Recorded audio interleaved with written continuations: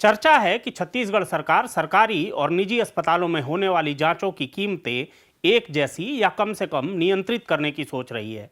सरकार की इस सोच ने असल में आम आदमी के उस घाव को छू लिया है जिसे अक्सर कुरेदा जाता है, लेकिन सिस्टम हमेशा आंखें चुराता रहा है। यह कोई तकनीकी सुधार भर नहीं है, बल्कि उस पूरी व्यवस्था पर सवाल है जिसमें बीमारी सिर्फ शरीर की नहीं रहती, जेब और भविष्य की बीमारी बन जाती है।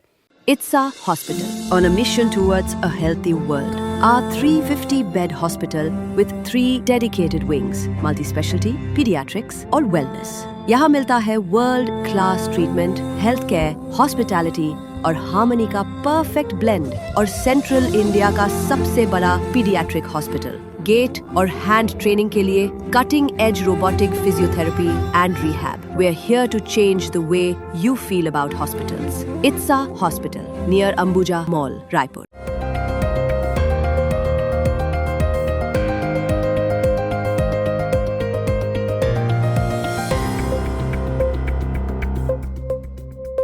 नमस्कार, खबरों की खबर में आपका स्वागत है। आप देख रहे हैं सेंट्रल गोंडवाना खबर और मैं हूं राघवेंद्र। भारत में इलाज आज भी दो दुनिया में बटा हुआ है। एक तरफ सरकारी अस्पताल हैं जहां इलाज सस्ता या मुफ्त बताया जाता है, और दूसरी तरफ निजी अस्पताल है जहां इलाज तुरंत मिलता है, लेकिन उसकी कीमत अक्सर आम आदमी की हैसियत से बाहर होती है। कागज पर सरकारी अस्पतालों में जांच की सुविधा है, लेकिन हकीकत में मरीज को अक्सर बाहर भेज दिया जाता है। कभी मशीन खराब है, कभी टेक्नीशियन नहीं है, कभी रिपोर्ट में देर है, कभी लाइन इतनी लंबी कि बीमारी इंतजार नहीं कर सकती। डॉक्टर खुद मरीज से कह देता है कि बाहर से जांच करा लीजिए। उस समय मरीज के पास कोई विकल्प नहीं होता। वह निजी लैब में जाता है और वहीं से उसकी आर्थिक परेशानी शुरू होती है।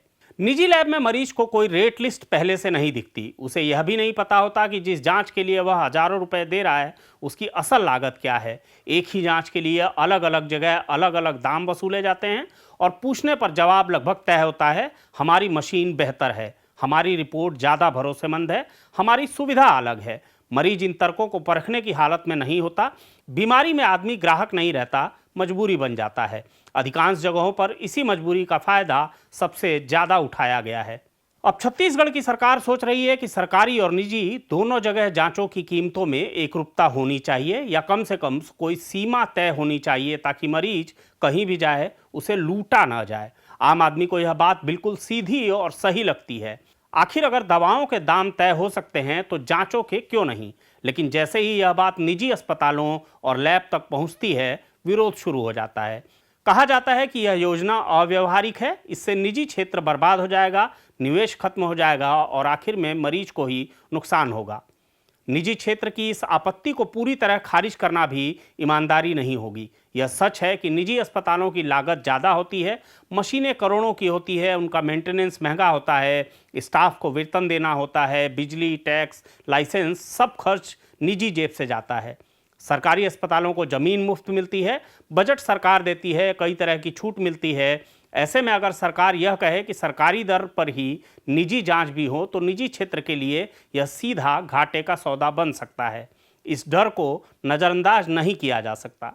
लेकिन कहानी यहाँ खत्म नहीं होती। निजी क्षेत्र ने इसी उच्च लागत के नाम पर जिस तरह से कीमतों को पूरी तरह खुला छोड़ दिया है, वह भी उतना ही बड़ा सच है। अगर कीमतें वाकई लागत और गुणवत्ता के हिसाब से तय होती, तो एक ही शहर में एक ही तरह की मशीन पर होने वाली जांचों के दामों में इतना बड़ा फर्क नहीं होता। जब एक जगह MRI 3-4 हज़ार में हो सकती है और दूसरी जगह वही जांच 8-9 हज़ार में, तो सवाल मशीन का नहीं, मुनाफे की हद का होना है। स्वास्थ्य सेवा ऐसा बाजार नहीं है जहां ग्राहक तुलना करके सौदा करे। यहां मरीज का सबसे कमजोर क्षण ही उसका खरीदने का समय होता है।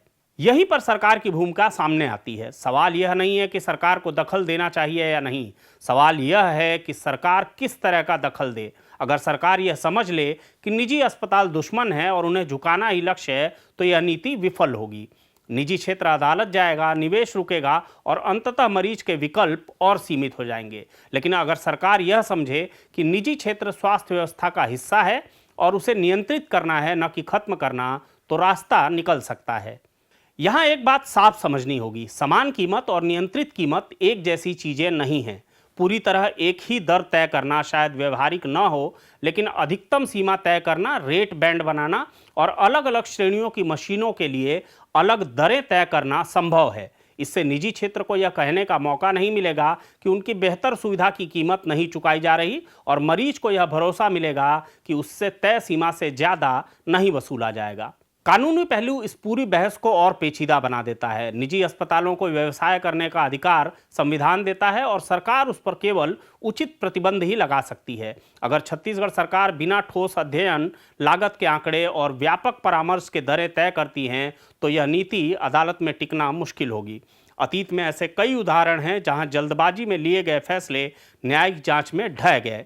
दूसरी ओर सरकार के पास भी मजबूत आधार है। सुप्रीम कोर्ट बार बार कह चुका है कि स्वास्थ्य सेवा केवल व्यापार नहीं है, यह जीवन के अधिकार से जुड़ा हुआ मामला है। इस आधार पर सरकार यह मूल्य नियमन का तर्क दे सकती है। लेकिन कानून सिर्फ कागज नहीं देखता, नीयत और प्रक्रिया भी देखता है। अगर यह दिखे कि सरकार ने निजी क्षेत्र को सुना, लागत का आंकलन किया और संतुलन बनाने की कोशिश की, तो उसके पक्ष में न्यायिक सहानुभूति भी मिल सकती है। अगर यह फैसला सिर्फ राजनीतिक दबाव या लोकप्रियता के लिए लिया गया दिखेगा, तो वही अदालत इसे सबसे पहले कटघरे में खड़ा करेगी। इस पूरे मुद्दे पर एक खतरा और है जिस पर कम बात होती है। अगर निजी क्षेत्र पर जरूरत से ज़्यादा दबाव डाला गया तो वह या तो अपनी सेवाएं सीमित कर देगा या गुणवत्ता में कटौती करेगा।